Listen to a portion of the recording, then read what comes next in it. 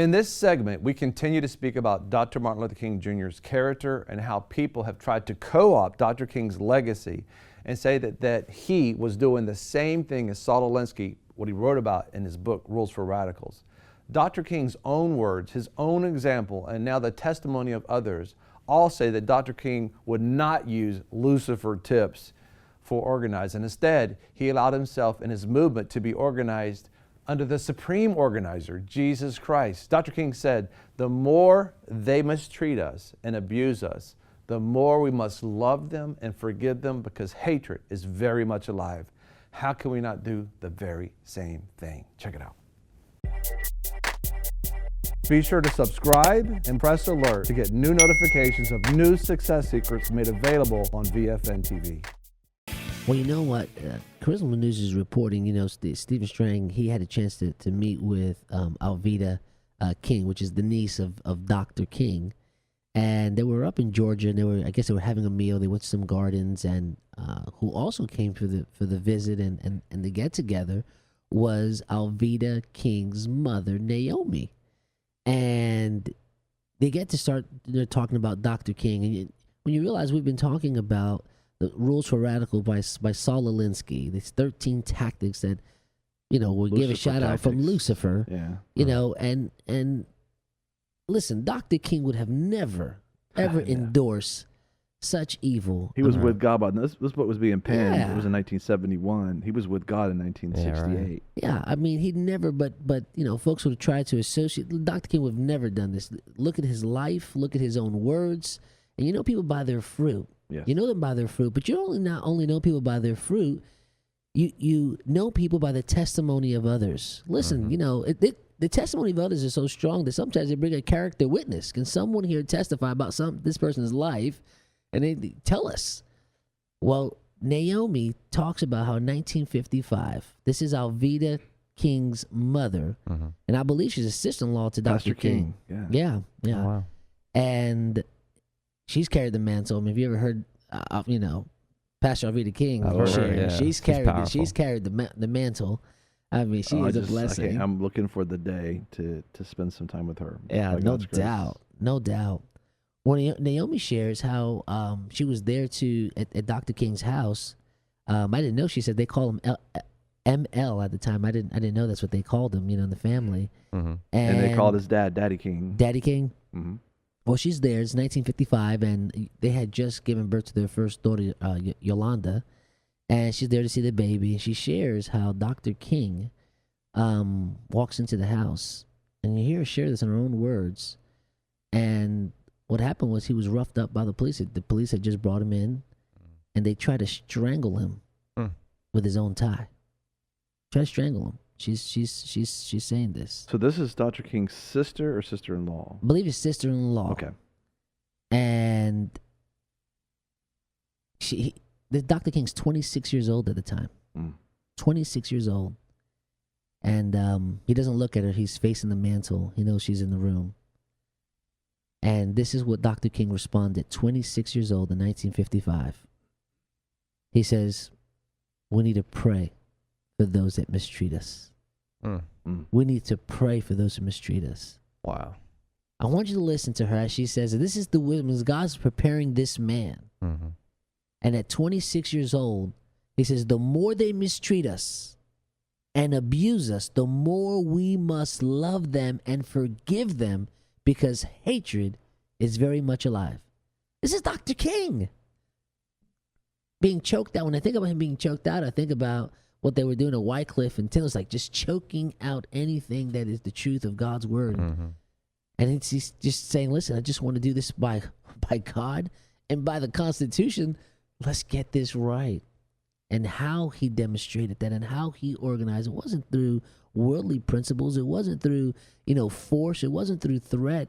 It was about walking the way that God would want us to walk. And we've talked about it often on VFN Radio about the 10 commitments, that a pledge card, that those that would join what he was doing, they would have to sign to it and say, listen, we're going to do it according to these 10 commitments. One of them is you had to spend time with God.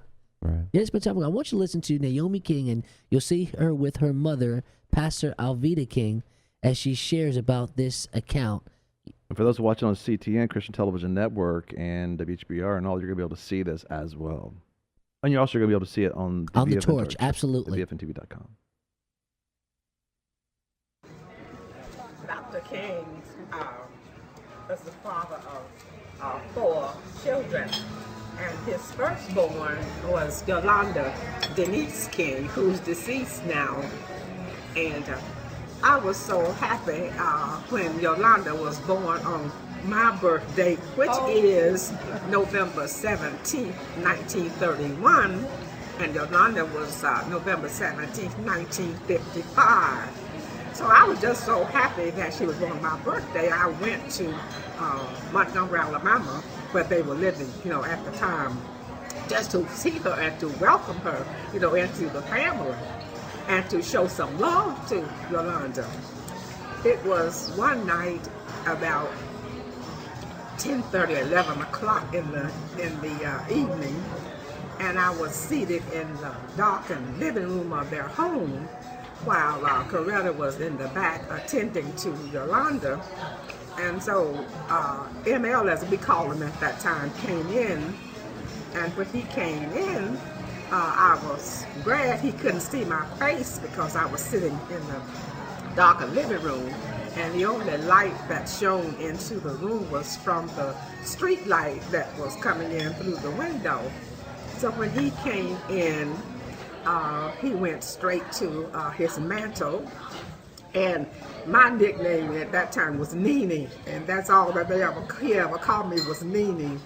So he went straight to the mantle, and he put his hand up on the mantle, and he had his back somewhat towards me, and I was glad he couldn't see my face. So he said, "You know what, Nene?" I said, "No, ML, what?" He said, "I was detained at the police station, and at that time his shirt collar was open, and he was tugging at his throat with his finger doing his shirt collar like."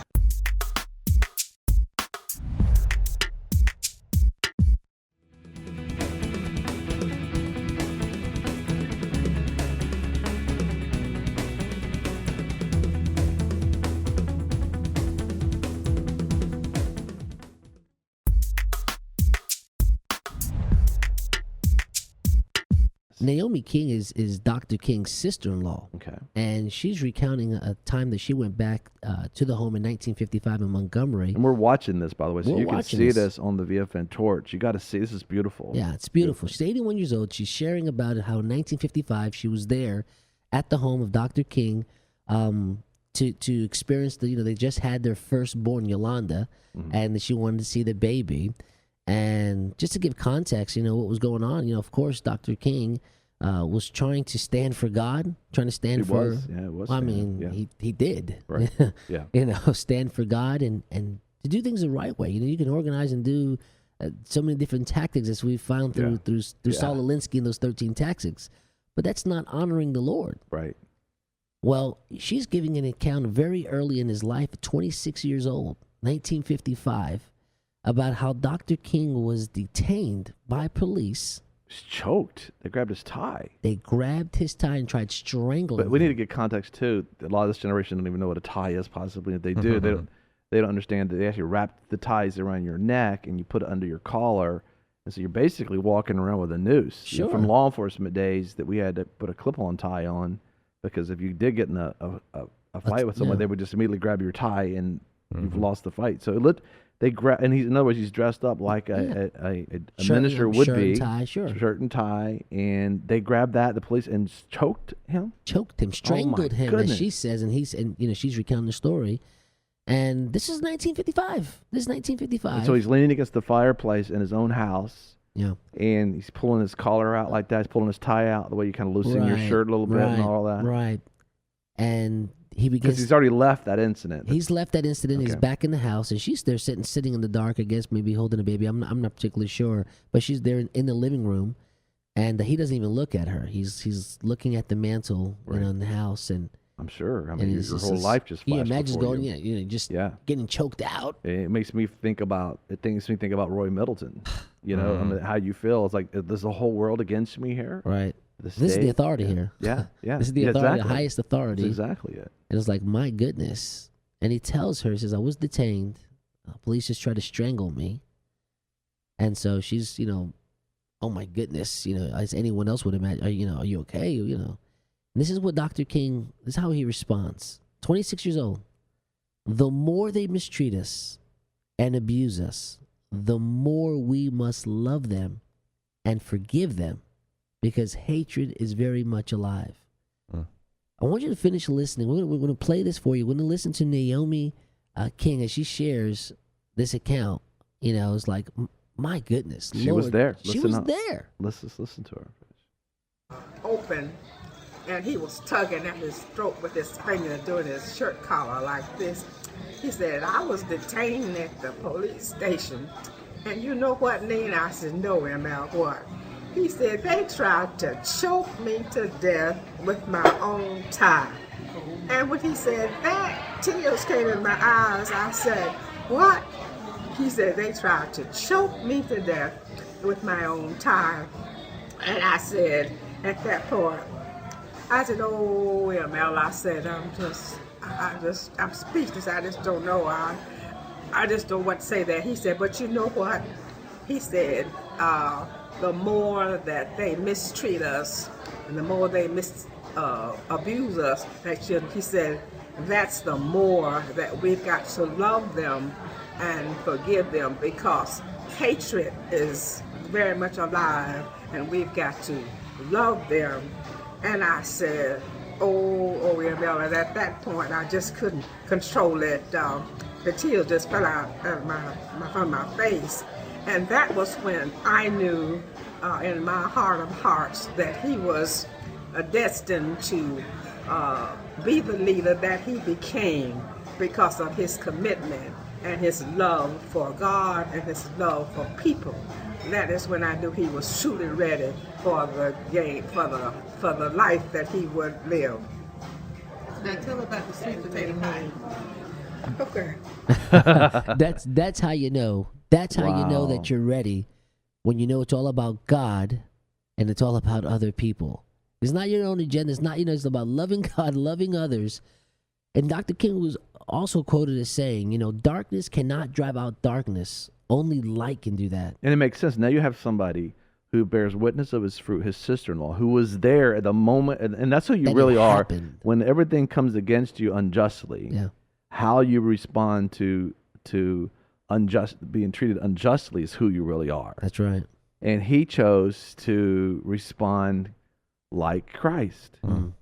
He understood. And the thing about it too is, remember that, do you want to win or not? I mean, you're not going to win if you fight darkness with darkness. You're on the same side. We wrestle not against flesh and blood, and he understood that. He understood how to win, to let the day organize him, let Jesus Christ organize him, and that was the only victory he was going to have in the context of that. And he was right. He was right. And all those haters and evil folks that were held captive by darkness, they were wrong. That's right. And many of them have repented today and have realized that they're no longer organized by the night, and some possibly still are, but many have not. They broke loose from the stronghold over this nation that was over the world. But he also said, hate cannot drive out hate. Only love can do that, which is right in what you're talking about. And it's like, dear Lord, help us as the church, to be able to. That's why I'm saying this is just. He walked out. You understand? They got all these different nations and all these different countries, and you heard earlier. He said, if we were in China, it'd be different. But we're American. This is what it's written on the paper in America. So okay, let's figure out how to be a Christian American then. And then he's a lawyer. He's read the Constitution. He's obviously a teacher of the Word of God. He's preaching the gospel about love. But his own dad, Daddy King, his message, I believe, the message reportedly that his own dad preached after his son gave his life for this cause was a message of forgiveness and love. Really? Yeah. Oh my goodness. It's a message. And this very book that he wrote it's about love. Daddy King, and I'm talking about Dr. Martin Luther King Jr.'s dad. I guess Ebenezer Church in Atlanta. And it's like hello, church. Hello, Christian Americans. We need to go and find out we need to listen to Pastor Avita King. We need to spend time with her. We need to get her teaching, what she's saying. You know what she's saying? She's saying her primary thing is that love, of course, but she's saying we've got to stop the bloodshed, the innocent bloodshed. Yeah. That is a key prerequisite for God to bless this nation. No matter what we do, no matter even how we feel like we're doing something good, if we sit silently by and allow this bloodshed to continue, which we call abortion, then it's not going to happen. Be sure to subscribe and press alert to get new notifications of new success secrets made available on VFN TV. You know, a lot of people want to abide with the Lord, but they just don't have a plan to do it. You can request that plan today at iabide.org.